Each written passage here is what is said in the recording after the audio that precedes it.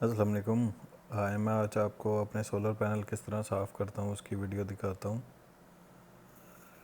Basically मेरे पास लगे हुए हैं 16 सोलर पैनल्स और इनको इनकी परफॉर्मेंस के लिए इनको डेली बेसिस पे और मतलब डेली बेसिस पे तो नहीं,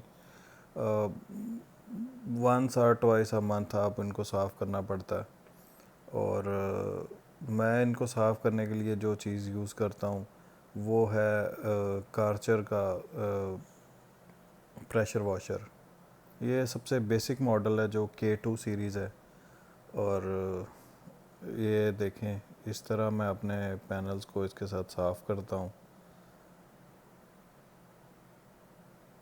एक तो इससे ये है कि आपको कोई भी मॉप और कोई इसी तरह की चीज़ लेके यूज़ नहीं करनी पड़ती आपको, ना ही पैनल्स के ऊपर कोई चीज़ से रब करना पड़ता है, क्योंकि इसका प्रेशर इतना होता है और वो उससे जो भी कोई भी डर्ट और डिब्रीज होती है वो उसको साफ़ कर देती है।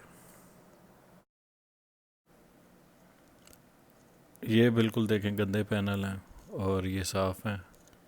अब इनको मैं साफ़ करने लगा हूँ। हर पैनल को तकरीबन साफ़ करने के लिए लेस दैन 30 सेकेंड्स चाहिए और इससे एक तो आपका टाइम बहुत ज़्यादा बच जाता है। दूसरा ये है कि आप इसके ऊपर कोई ऐसी चीज़ मतलब नहीं यूज़ करते जिससे उसके निशानात पड़ जाते हैं।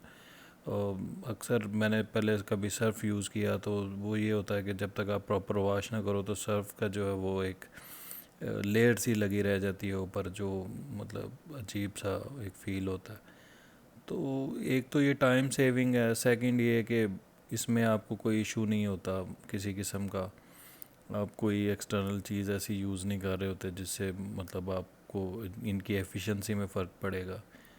बाकी अगर आप एक महंगा सिस्टम अफोर्ड कर सकते हो तो मेरा नहीं ख्याल कि एक 12-13 हज़ार रुपये का आप ये जो है कार्चर का ये भी अफोर्ड नहीं कर सकते।